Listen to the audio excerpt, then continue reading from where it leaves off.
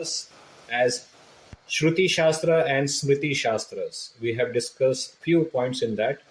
We have discussed about the Shruti Shastra, that is the four important Vedas with Samhitas, Brahmanas, Aranyakas, and Upanishads. Those things we have discussed. And in this case,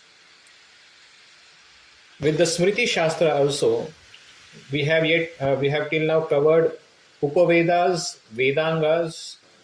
These are the two important aspects we have covered. So today we are going to discuss about the Itihasas. The part of the Smriti Shastra is Itihas also. So what this Itihas is all about? The famous Itihas are famously known by the name Ramayana and Mahabharata. Basically, Itihas means history.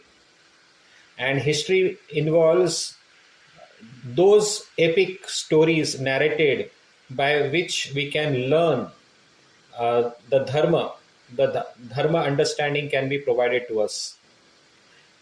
So basically speaking, the Valmiki Rishi has written Ramayana and Vedas have written Mahabharata. So the purpose of writing these two epic scriptures, it is given itself in those scriptures in the beginning itself, in the introduction. As we see from the Ramayana, there Lord Brahma informs Valmiki Rishi that this scripture will be a beacon light for the deluded mass of the deluded ignorant masses of the people, so that they can get the light and understanding of how to follow dharma ideally. So that is one of the aspect of Ramayana, in which one can learn the principles of dharma through the life story of Lord Sri Ram. Similarly, the Mahabharata, Srila Vyasadeva also wrote the same narration by discussing the story of Pandavas and Lord Sri Krishna. The idea was also same, to give the lowest rung of the society the basic understanding of what dharma is, and they can easily follow the teachings of dharma through the story narration. So factually speaking, all these epic stories like Ramayana and Mahabharata are the stories which revolve around certain personalities. And these personalities are, of course, not ordinary one. They are either the Supreme Lord himself or the devotees of the Supreme Lord. So the famous Itihasas are known by the name Ramayana and Mahabharata. There can be others also, but we generally focus on the two Itihas only. So in this case, what we are going to learn about the Itihas story. So what I will do today, we will today like to read whatever has been given on the screen. Anybody like to read whatever is given on the screen? Anyone? Sure. Yes, someone can continue. Okay. Yes, Bharat Prabhu. The Itihas translate the profound truths of the Vedas into the living stories. Through the lives of heroic figures, they teach dharma, inspire moral strength, and preserve the cultural soul of India.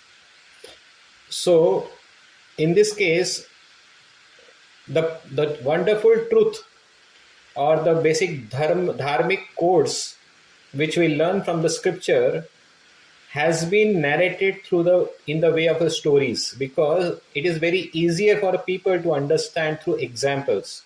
And if it is a story, it will be much better to understand. But these are not allegorical stories or the fairy tale stories. Or sometimes people speak about being a mythology. No, it is not a mythology. These are the historical facts that have happened in the past. And from the great life of those people, these stories has been narrated to press on an important philosophical conclusion. So in that sense, it is not an ordinary discussion, or it is not a novel, as people may say. but it is a history. So that is what we have to understand. The famous word generally used is that Hindu, according to the Hindu mythology. So certainly, whenever the terms called mythology comes, it indicates that these are just a fairy tales. But these are not. Myth means a false narration. So factually speaking, it is the terminology used by the uh, earlier Indologists who are driven by their European ideas, and because of which they have termed all these stories as mythology. But these are not mythology. Mythology means that had never happened before, or it is just a myth. So it is not a myth. So whenever you hear a term according to Hindu mythology, as they say, one should be very quick to respond that these are not mythologies. Those are the historical narration that has happened in the past. It may be, we may think that how this certain pastimes can be valid, just like Krishna lifting Govardhan Hill, Pandavas fighting with the Devatas, Yakshas, Rakshasas, and all those things. So people may say that these are, we think that it is just a story, it is not a fact, but we have to make them understand that those are the historical narrations, and it has not been construed by somebody. Those are the facts. We may not understand now. There are so many things which we may not understand now, but those things have happened in the past. So this mythology word has to be seriously condemned, especially by the devotees. And whoever speaks in that terms, we should try to explain them through logical means also. So that is what I wanted to share on this. So now the second part here. Excuse me. Okay. Fine. Bharat Prabhu, can you please read the remaining about the Ramayana? Sure. Ramayana was written by sage Valmiki, known as Adikavya, in the first epic, containing 24,000 verses. Story of Sri Ram, ideal man and avatar of Vishnuji. Okay. So here, as we all know, it is written by the sage Valmiki Rishi. It is known as Adi Kavya. Why? Because this is the first epic was written by sage Valmiki. So that's why nobody have ever written such kind of an epic before Valmiki Rishi. So that's why it is considered to be the Adi Kavya, the first. And after that, many people have written about Lord Sri Ram, just like the famous author called Tulsidas have written on Lord Ram Charitra, called Ramcharitmanas. So many people might have written many books on Lord Ram's pastime, but Valmiki was the first person to narrate this history in his kavya called Ramayana. There are different versions of Ramayana, especially like Kamba Ramayana, Dakshinatya Ramayana, Kashmiri Ramayana, and nowadays there are so many Ramayana from different parts of the world. Like Indonesian Ramayana is different, Malaysian Ramayana is different. Sometimes people say that there is Manipuri Ramayana is also there. But there can be many different versions. But sometimes people get confused from the stories and incidents given in the Ramayana. I will just like to tell you one very controversial narration of Indonesian Ramayana. There is one the story of Ramayana indicates that Hanumanji has many wives. So it may be confusing, and especially when I also heard, for me also it was very confusing to understand that how can they say that Hanuman have many wives? And they have said that Hanuman had so many wives. But again, such kind of controversies happen because of there are so much gap between this between this description, and so many people have construed their own ideas to fit to this narration. So that's why we don't accept any Ramayana to be authentic. So that's why we must stick to that bona fide Ramayana called Valmiki Ramayana. There can be many other versions. You will find many other versions, and in different serials and TV channels and movies, you will find many other stories which may be confusing also. So what should be done? What should we understand? Which is the real thing? So here we can follow the thumb rule. Thumb rule is follow the Adi Kavya. Adi Kavya is a word. It means that the originally Valmiki Rishi has written this Ramayana, and when he has wrote those Ramayana, when Lord Ram was present in this world, Lord Ram, when he was present in this world, Valmiki Rishi wrote this Ramayana. There is sometimes people say that, Ramayana was written beforehand by Valmiki Rishi. Like he has written those things, and later Lord Ramchandra appeared and he also performed the same actions. But no, it is not a fact. The same Valmiki Rishi, the Valmiki Ramayana, in the beginning of the Ramayana itself, the first chapter of Ramayana says when Ramayana was written.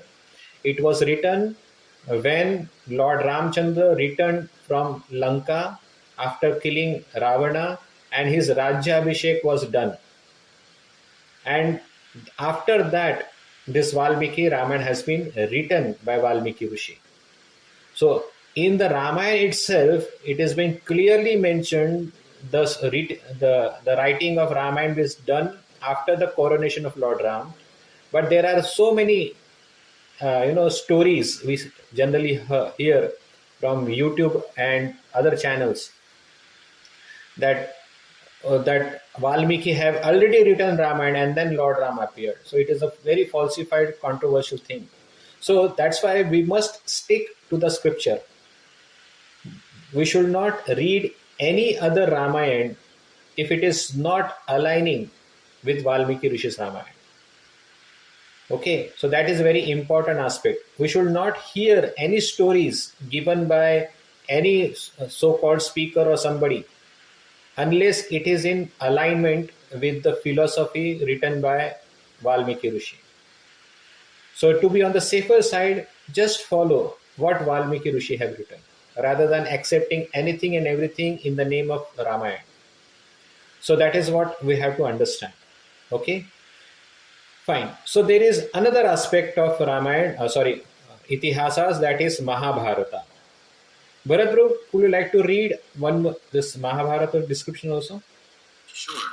Mahabharata was written by Vyas, Krishna Dvaipayana. Yes. History of Pandavas and Kauravas. The central event is the Battle of Kurukshetra. It contains 110,000 verses, called the fifth Veda due to its vast scope. Thank you. So again, Krishna, Dvaipaya and Vyas, as we have discussed in previous session, the first session which we have discussed, I have told that Vyas is a host, and previously many other sages have played a role of a Vyas. So in this Dwapar Yuga, at the end of the Dwapar Yuga, the post of the Vyasa is occupied by a personality called Krishna Dvaipayana, who is the son of Parashar Rishi, and he is playing a role of a Vyasdev. So this Mahabharata is written by Srila Vyasdev himself, containing the story of Pandavas and Kauravas, written in 110,000 verses, and it is called the fifth Veda. So this term is very important, fifth Veda. Why it is very important? Because there are certain people who says that we don't accept Itihasas and Puranas to be authentic scriptures. Especially in India, there are so many school of thoughts on the Vedic scriptures, and some people only accept some people only accept Vedas to be authentic. And even in the Vedas, the Upanishads, they accept the authentic one. So because of that, they tend to neglect Itihas and Puranas, because that Itihas and Puranas happen to challenge their thought process. And that's why, because they are challenging their thought process or their philosophy, it is very convenient for them to say that we don't believe Itihas and Puranas. So that's how there are certain aspects of the Vedic fold or Hindu sect, they don't accept Itihas and Puranas. But it is not true. Shripad Madhvacharya, who was the Acharya, Sampradaya Acharya of Brahma Sampradaya, he clearly mentions in his Mahabharata Tatparya Nirnay that Mahabharata is the fifth Veda. Even Srila Vyasdev in Srimad Bhagavad Puran, while describing the divisions of the Vedic scriptures, he also mentions that Itihas and Puranas are the fifth Veda. They are not different from the Vedic scriptures. So as such, their authenticity is valid. One must not consider that these are just the certain stories. No, these are the Vedic facts. Now let me tell you what this Itihas actually is like. Why it is very important, Itihas and Puranas, why it is very important. See, just like we have certain formulas, or let's say certain codes of conduct. Let's say constitution is there. Every country has its constitution. And there are certain codified laws that need to be followed. But these codified laws are very abstract in nature. That means it is very concise, and it is very difficult to understand how to follow and when to follow those things. So that's why there is another book to understand constitution, that is case study books. If you go to the courtroom, generally you will see there are case study books are there to explain how and where these codes of constitution are implemented. What are the loopholes that the people can come up? And in that way, the case study is understood. So using the case study, one can understand how we can understand these codes. Otherwise, it is very difficult to understand when to implement. Just like, for example, in the Vedas, our Vedic scripture says, Satyam Vada, means one should always speak truth. But to speak truth is not very easy. And it has so many ifs and buts. So that's why there is a need for case study, that under what circumstances, when somebody is trying to follow the truth, and what are the difficulties he was facing. So all those things are written. So the case study, the Puranas and Itihasas are like case studies, that who has followed such laws of the Vedas, and what difficulty they have faced, what reward they have got. And by hearing those things, the general masses of the people understand, oh, following this principle is very important, because they have been rewarded, and these are the historical narration, it has actually have happened.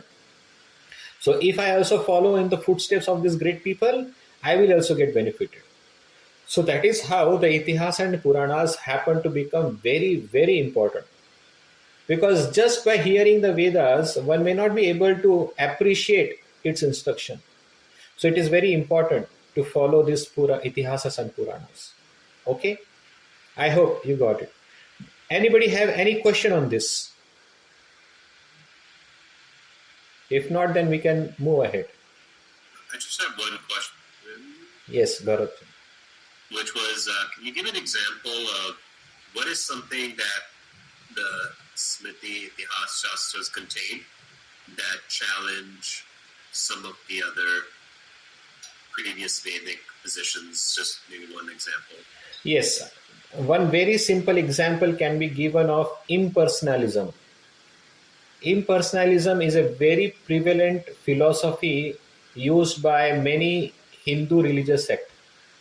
Impersonalism means that God doesn't have form, God doesn't have personality, God doesn't have desire, and God is an abstract light. Nirgun Nirakar, Nirvishesh. I hope somebody might have heard this terminology. The God is Nirgun, Nirakar, and Nirvishesh. Sometimes it is called as Brahma Jyoti also. So if you have not heard this, then forget it. No, it is not very important also. But yes, these are the terminologies which has been very widely used, and that's why people says that in Hinduism there is no deity worship, as they say. But it is also wrong thing, wrong understanding. There are certain sect in the Hinduism also who proclaim that God doesn't have form. So that's why there is no need for temple. But the Puranas clearly mention that God have form. He appears in every avatara. He has a personality. Okay. And he has desires also. So all these things are mentioned in the Puranas, which directly contradict to their beliefs.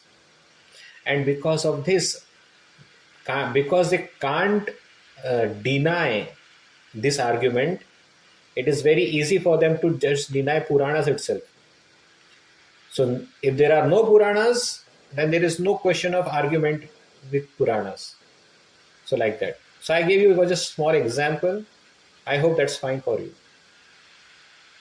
Thank you so much, Prabhu. Okay, thank you, Bharatji. Prabhu, I have a question. Okay, anybody else?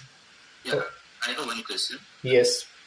So is that Krishna Dvapena Vyas is the same Vyas, or like Pandu and Dhritarashtra, their father, right? Vidura, Pandu and Dhritarashtra. Their father is also Vyas. Yes. Is that the same Vyas? Yes, same Vyas. Same personality. Same personality. Yes. Vyasadev happened to be the son of Satyavati and Parashar Rishi.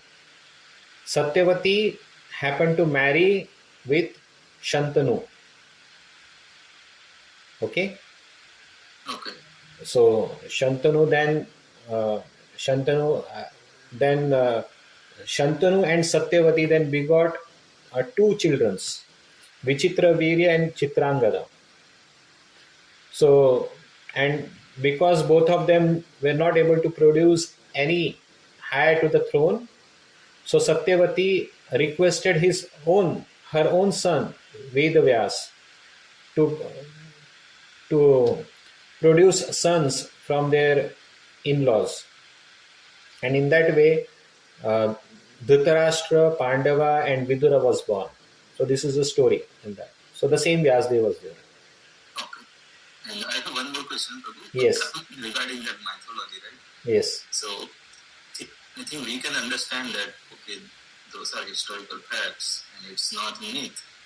But sometimes when we explain these things to our children, it's very hard to explain, right? Like Arjuna went to heavenly planets in his own original form. So those kind of things to explain, it becomes really hard. So like how should we explain those kind of facts? Which is like really hard to conceive in nowadays, right?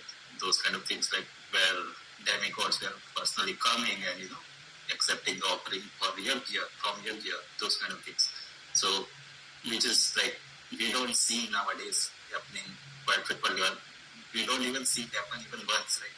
Those kind of things. So how can we explain those kind of things Okay. to our children or somebody arguing? Okay. Sometimes becoming hard to explain. Yeah. Okay, fine. Thank you very much, Prabhu. Whenever somebody asks me the same question, I generally reply with two or three examples. I give them the understanding that whatever was written in the Vedic scriptures were the historical facts, but because those technologies, generally, if we don't understand certain physics, then generally people call it to be a magic thing, or it is certain kind of a miracle. But these are not miracles or magic. These are the scientific technologies which were used in previous ages, So, since we don't have those technology anymore, that doesn't mean it never existed. So I generally give few example. The first example, there is a scripture called Vaimanika Shastra that is still available on internet. And those Vaimanika Shastra, the book, describe the process of making vimanas or aeroplanes. And this book has been very much exploited by the German scientists and even the American scientists in their search or quest of discovering flying objects. And from the ideas of that scripture, they have come up with this aeronautics and other technology. So these are, I'm not just saying this thing because I feel Vedas are important, but these are the recorded historical facts that the people have utilized these books for their own technological advancements, called Vaimanika Shastra. It is still existing. So you can tell the person, whoever is asking, that please go through these books which were written thousands and thousands of years before, even before then, those who have invented the aeroplane. So they can find the references on that. So first thing. Second thing, I inform them that the Vedic scriptures mention about the 9 planets or grahas. Okay. So without the search or discovery or the invention of the telescope, how this Vedic people knows about the planets in the sky? If there was no such technology, then how did they know that there are planets in the sky? Third example I give. It is just 400 years back, people were started to say that Earth is round. It is a globe. But our Vedic scripture says Earth is bhugol. Gol means round. And we see there are many traditional Hindu temple which depicts Lord Varahadev holding earth, which is like a ball shape, on his tusk. Even there are many ancient photos of Lord Varahadev lifting earth on his tusk. So all these things shows what? Our scriptures mentions about that the earth was round much before than the today's scientists they were yet to discover those facts.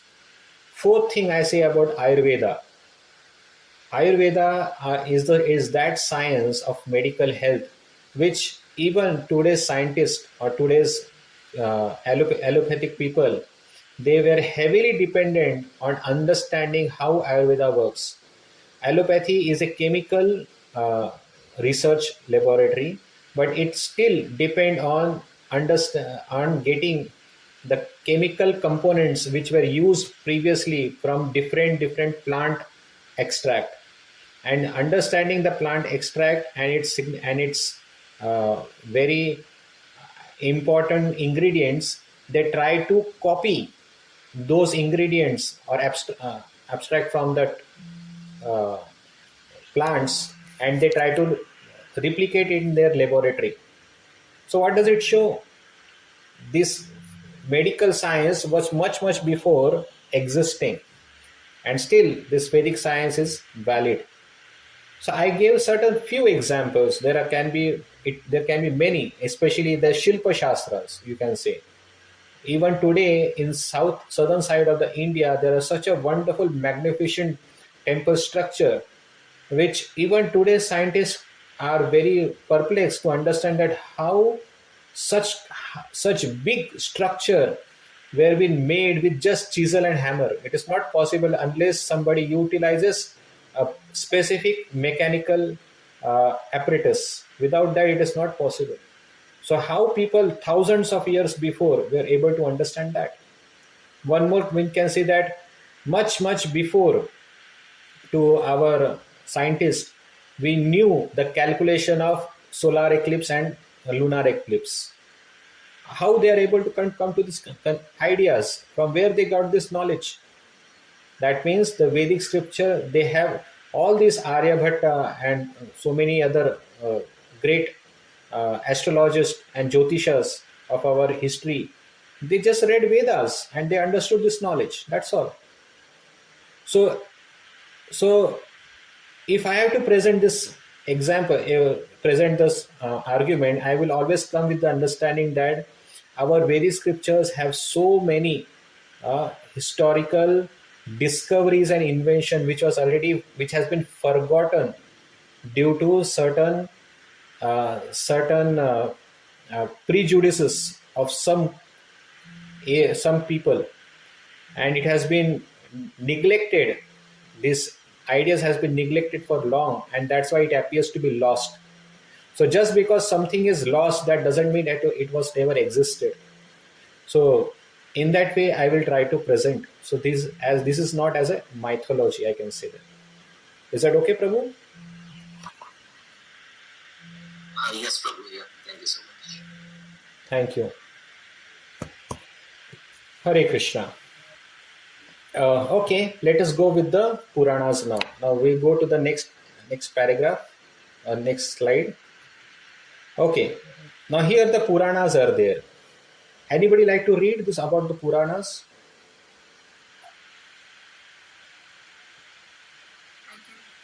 Yes, Mataji, Amara Mataji. Smriti Shastras, Puranas. The Puranas have been called the subtle mirrors of the Vedas. In them, the teachings of the Vedas are presented in the form of stories,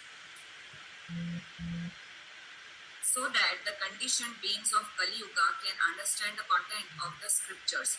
There are 18 main Puranas and 18 Upa-Puranas. Thank you, Mataji.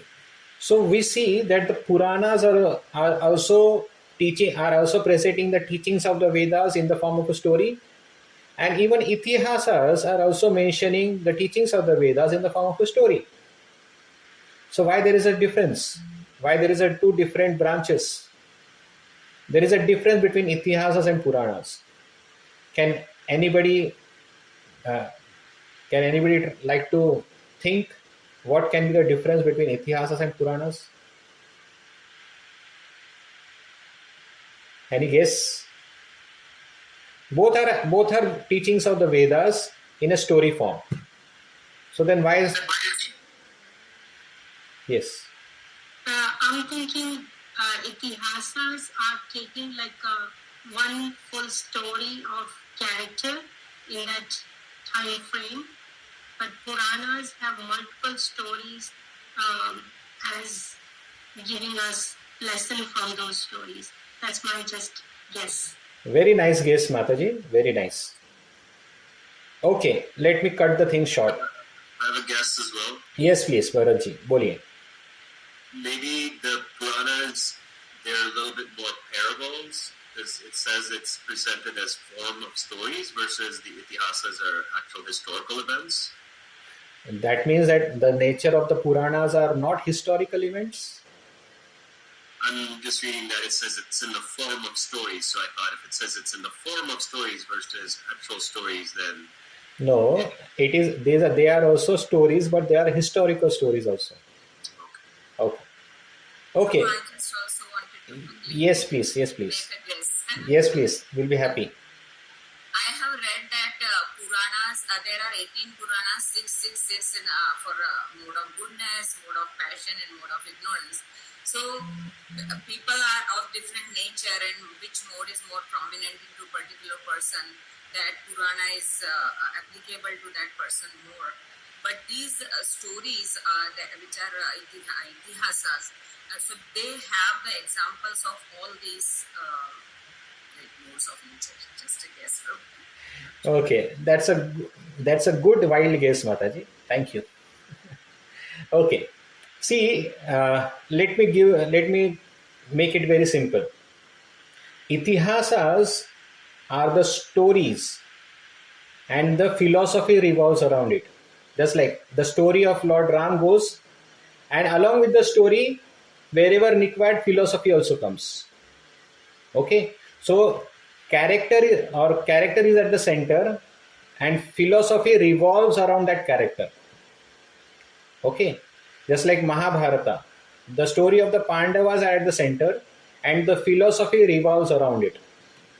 In Ramayana, Lord Ram is the center, whereas the philosophy revolves around Lord Ram.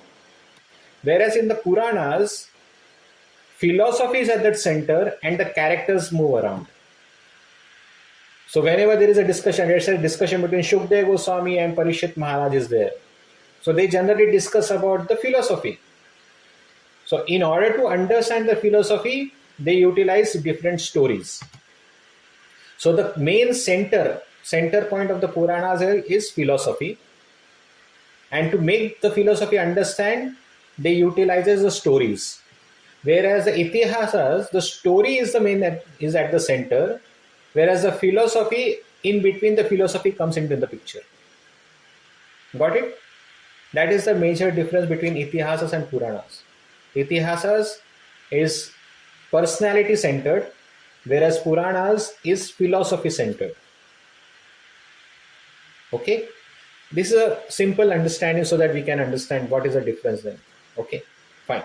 So let us go. As Mataji have said, there are different Puranas into different categories. Let us understand what are those. So yes, Amara Mataji, kindly continue with the next reading. Yeah. The three categories of Puranas according to the three gunas, modes of material nature, is found in the Padma Puran, Uttar Kanda 236.16. Shat Puranani Satvikani, Shat Rajasani Chaivahi, Shat Tamasani Chanyani, Puranani Nibodhata. Lord Shiva to Parvati. Now hear about the Puranas, which are divided into three categories. 6 are in the mode of goodness, Sattva, 6 in the mode of passion, Rajas, and 6 in the mode of ignorance, Tamas.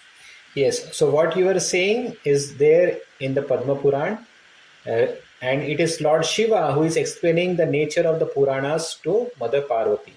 Now, as you have said, yes, there are 3 gunas and there are Puranas, 18 Puranas, and 18 Puranas are divided into 3 branches, Tamasic, Rajasic and Sattvic. So accordingly, there are 6 Sattvic Puranas, 6 Rajasic Puranas and 6 Tamasic Puranas.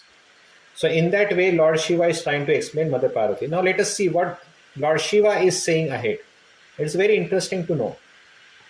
Okay, Avara Mataji, you can read, continue that. Do you want me to read the verses from? No need to read verses, just read the translation, that's all. Okay. The Matsya, Kurma, Linga, Shaiva, Skanda and Agni Puranas. These 6 are to be understood as Tamasika in the mode of ignorance. The Vaishnava, Vishnu Puran, Naradiya, the auspicious Bhagavata, the Garuda, the Padma and the Varaha Puranas, O beautiful faced one, are to be known as Satvika and indeed auspicious. The Brahmanda, Brahma Vaivarta, Markandeya, Bhavishya, Vamana and Brahma Puran are to be understood as Rajasi. The Satvika Puranas are said to bestow liberation, while the Rajasic ones grant worldly auspiciousness. Yes. Yes. Thank you, Mataji. So here, Lord Shiva is clearly describing to Mother Parvati that there are differences of the Puranas. Sometimes we hear that, oh, in this Puranas, this God is being worshipped. In that Purana, that God is considered to be supreme. So this confusion comes because of the nature of the Puranas. The reason is that there are different types of peoples depending on the different types of modes. So those who are Tamasic people, for them, the gods in the Tamasic Puranas are given to be supreme. Whereas those in the mode of Rajaguna, the gods in the mode of Rajaguna are described to be the supreme. As you can see here, this Shiva Puran or Shaiva Puran, Skanda Puran, Agni Puran, Linga Puran, which these are the Puranas which mainly describe Lord Shiva to be the supreme personality. But these Puranas are Tamasic Puranas. in the mode of ignorance. These are basically meant for those people who are in the mode of ignorance to worship. They are asking to worship Lord Shiva. Why Lord Shiva? Does it mean that Lord Shiva is also mode of ignorance? No. Lord Shiva is not in mode of ignorance. Rather, Lord Shiva is the master of that mode. He is controlling that mode. And he is been appointed in charge of Tamoguna. Why? Because he was given a service by the Supreme Lord himself to take care of the people in the Tamoguna and help them advance slowly to higher modes. So that's why, in order to develop faith in Lord Shiva's teachings, such scriptures mention Lord Shiva to be the Supreme Personality. Just like, I generally give this example. Just like there is a person who wants, let's say after high school, a student want to aspire for medical college or engineering college, or let's say want to pursue for law exams. So generally what happens, if you just go and ask these people which is the best profession, you know what people will say? The medical profession, people will say that medical is the best profession. Engineering profession, people will say engineering is the best profession. And the law people will say the law is the best profession. So why everybody is saying that my profession is the best profession? The reason is that unless and until they are convinced that their profession is best, how they will be able to perform wholeheartedly in that profession? So similarly, unless and until a jiva is been told that Lord Shiva is the supreme, how they will surrender themselves to Lord Shiva? And without surrendering to Lord Shiva, how they will advance? It is not possible. Similarly, the god of the Rajoguna is Lord Brahma. So in the Rajasic Puranas, like this, given as Bhavishya, Brahma Vaivarta, Brahmanda, all these Puranas, Lord Brahma and the other devatas are described to be Supreme One. Why? Because unless and until they are surrendered to such devatas, they will not come to the platform of higher understanding. So in order to come up to the higher level of understanding, different Puranas glorify different personality based on the worshipper's inclination. And slowly, these devatas help the people to advance to the level of Sattva Guna. Now here it is clearly mentioned, the Padma Puran, shloka number 21 says, Satvika mokshadaha prokta rajasa sarvada shubhaha. Means the Satvik Puranas are said to bestow liberation, whereas the Rajasika one grant worldly auspiciousness. What does it mean? It means if somebody wants to gain liberation, then reading Rajasic Puranas will not help them, because Rajasic Puranas can only give them worldly auspiciousness, like Janam, nice birth, nice opulence, nice wife, nice children, nice vamsha, nice health. All these things have been promoted in those scriptures. But if person's goal is attaining liberation, moksha, then reading Rajasika or Tamasika scripture will not help.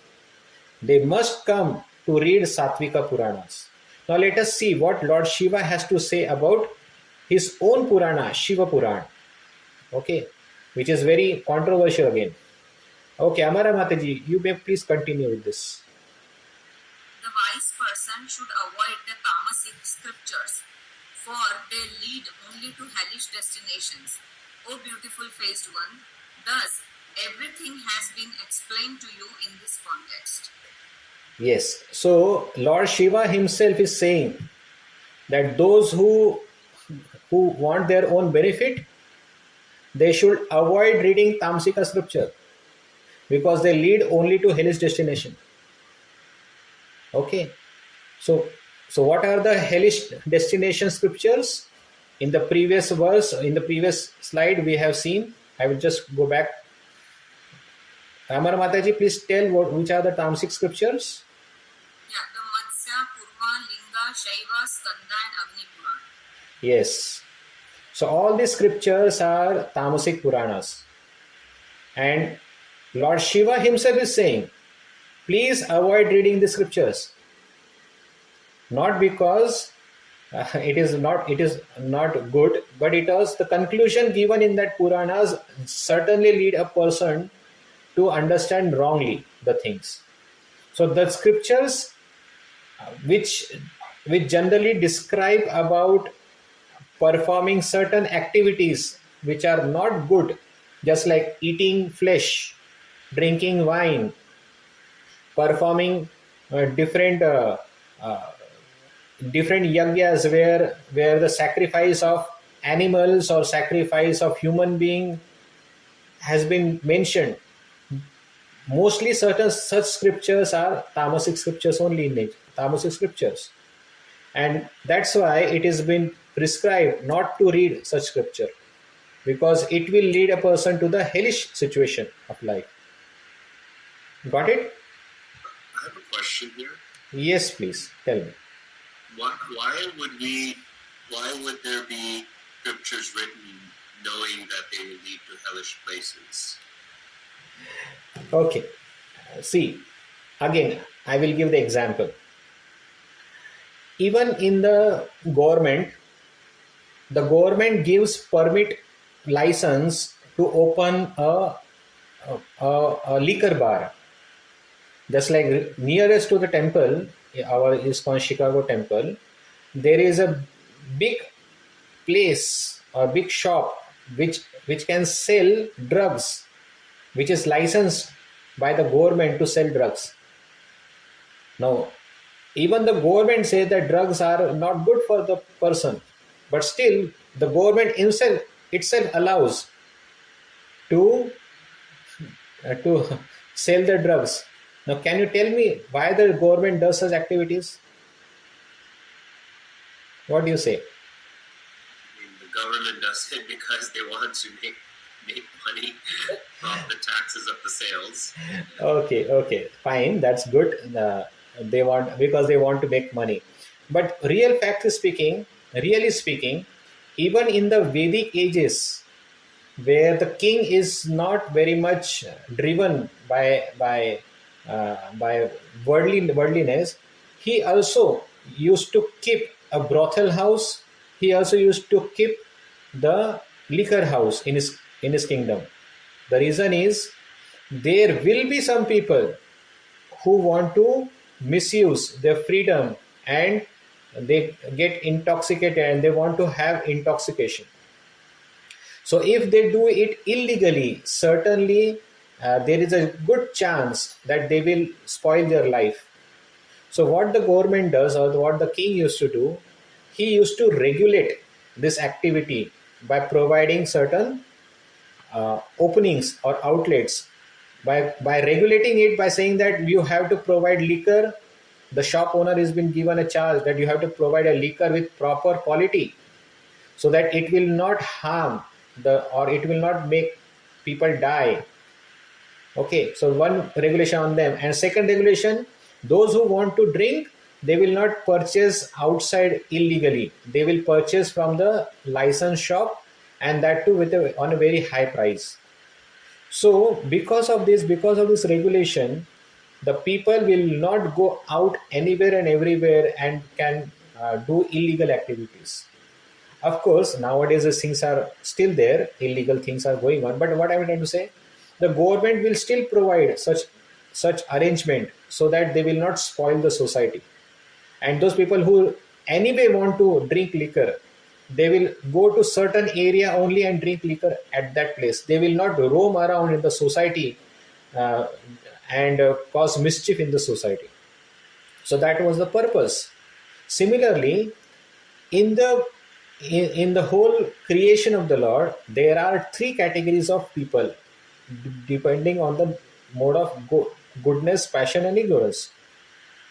So those who are in the mode of ignorance, tamoguna, they will never worship Lord Krishna or they will never worship Lord Vishnu.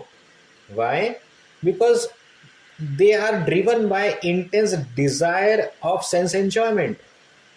And worship of Lord Vishnu itself, at the beginning itself says desireless worship or ahetuki, nishkam seva.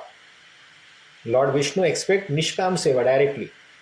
So what is there, then how these people will be benefited? So at that time Lord Shiva comes into the picture, and Lord Shiva helps out of his very causeless mercy. Lord Shiva helps these people, such kind of people, to pick them up from the lowest rung of society and slowly purify them and bring up to the level of the sattva guna. It is just like a person who is very much addicted to drinking 10 bottles of liquor every day. He will not be able to give up liquor in one day. So what doctor generally says, okay, previously you used to drink 10 liquor a bottle, now only drink 5 bottles.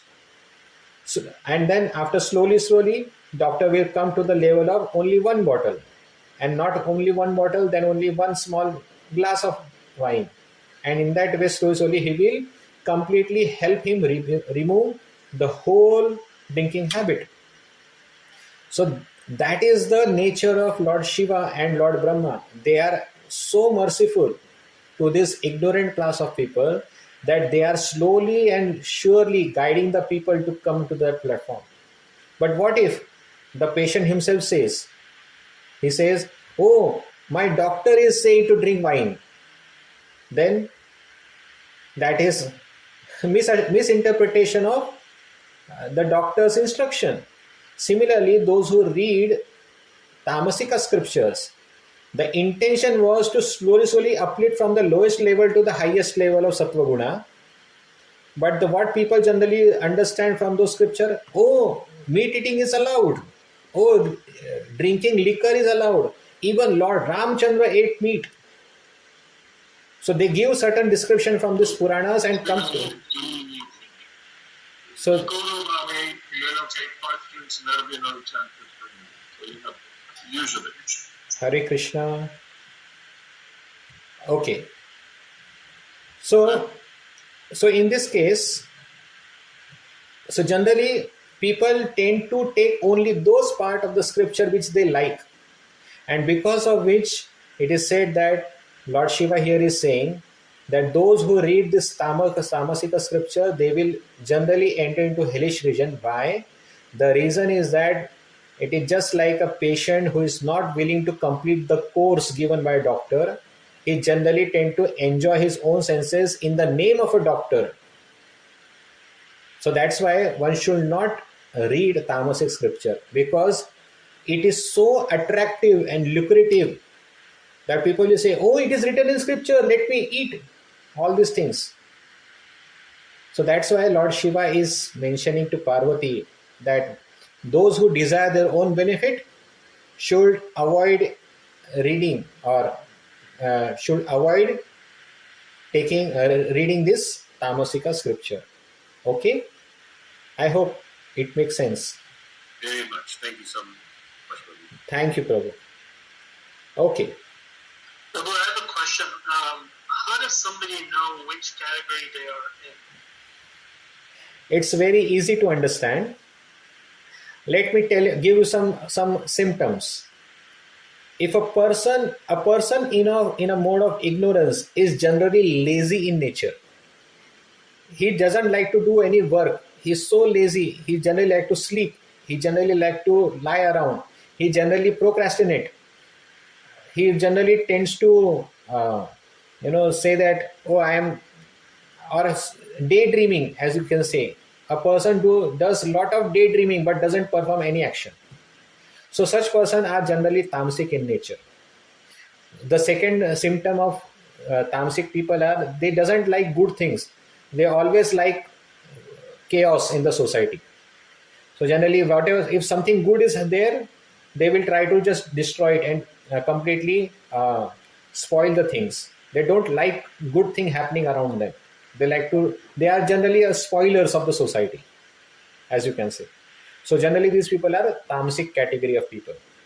The second rajasic category of people are generally those who are very much over ambitious. They want more and more. They say that, oh, to be active is a real aim. They say that time is money, generally they say. They want to be so much active that they want to achieve so many things in their life. I want more, I want more. They are not happy with whatever little they have. So over ambitions in nature, these people are creative in nature. They like to create, they like to construct. So such categories of people are called rajasic in nature. And sattvic people generally are in the mode of the goodness mode. People generally like to keep the things as it is. Like mostly such people like to, they are happy and content in whatever situation of life they are in. They don't like to bother themselves with much effort to earn money. They are not overly ambitious in nature. They are happy with whatever they have. So basically a satisfied and content living life people are sattvika people. Is that okay? Thank you, Prabhu. Okay, Hare Krishna. Prabhu, can I ask a follow-up question, Prabhu? Yes, Prabhu, please ask. Prabhuji, is it like by birth or by Janma that you are like that, or is it also like phases of life that you can go from one to the other? Certainly, Prabhu, it is not only from the birth. Of course, birth also determined what guna we were in our previous life. But in the present life also, what surrounding, what atmosphere we are exposed to also determine what kind of gunas we are going to cultivate. Just like if a person is born in a rich family and in a good family, but happen to live in a area where, let's say, a lot of mischiefs and drugs and thievery used to happen. So generally such person, because he's got exposed to tamasic lifestyle, naturally, even though he is born in a good family, cultured family, because of his association, he is going to be spoiled in that nature. So yes, a person's birth, by birth also, the person's guna is determined. Again, not just by that, even the association also leads to a person's different gunas. Okay, Prabhu? Thank you, Prabhu. Okay, now let us read the another part which is very important, which I was trying to explain. So, in summary, all this, the list of the Puranas have been given here. I hope you can go through this and you may understand its importance. Next, 18 Upa-Puranas are also there. So, we have read 18 Puranas and there are now 18 Upa-Puranas. So, these are also the list of Puranas. The famous among all the 18 Upa-Puranas, the famous is Devi Bhagavad Puran. Many people generally like to read this Devi Bhagavad Puran. Many people in India, at least I know that very much famous Puran is, but it is Upa Purana, and in that Purana, the goddess Durga is considered to be the supreme one, called as Jagan Mata. Fine. So again, what I have said to you, said that all these different Puranas are there, but among all these Puranas, the Sattvika Puranas are the giver of liberation, whereas other Puranas may help you to achieve certain material benefits. But if your aim of life is liberation or moksha or going back to Godhead, then one must read the Sattvika Puranas only, no other Puranas. Hare Krishna. So we'll stop here. I was having other part also that we'll discuss in the next session. Is that okay? Anything you would like to share on this topic, or we can stop here, call a day out today? Anything? Any questions? Prabhu, I had a quick comment. Yes, Mataji. That these explanations are really very, very helpful, Prabhu, because I have come across such questions. That, Shiva Purana says Lord Shiva is the supreme, and now you are answering all these questions. This is like eye-opener, and how thorough our scriptures are. I'm coming to this so much appreciation since you talked about this, and I really have a desire to go deeper into this because I know you said like we are just touching on these topics, and there has to be like so much detail more to it. But however Krishna permits. But the question I had, Prabhu, so I just wanted to thank you, and I'm very grateful for your time to explain all this to us, Prabhu. Thank you so much. The question that I had, that you said that you mentioned that the case studies, they are like there are case studies in these itihasas which actually map to our situations, and then we know how to respond or behave in a certain situation. I'm just paraphrasing. Correct. So, can you please give us one particular example? I know there are so many, but right now my brain is not able to, recognize those exactly. Okay. It is just like Shastra says, Satatam Kirtayanto Mam. Bhagavad Gita says that always do perform my kirtan, always remember me, always chant my holy name. Always means 24 hours. So that is the Vedic injunction. But as we all know that we cannot follow that much. So Chaitanya Mahaprabhu used to say 64 rounds, a Lakpati, means a Lakshapati is only allowed where Lord Chaitanya Mahaprabhu used to eat in that home. So 64 rounds is the minimum round, was the standard of Srila Bhakti Siddhanta Saraswati Thakur. But as we all know, again Prabhupada very mercifully reduced it to 16 rounds. So that is called as practical application of the Vedic scripture. So Vedic scriptures does say certain things, but case study implies time, place and circumstances. How to apply those instructions in our day-to-day activities also, that is also important.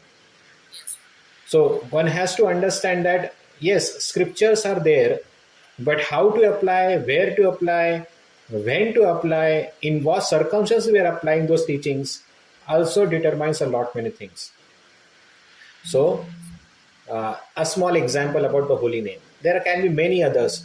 Even you must be counseling your friends or other the class members who are coming to you with certain queries and doubts.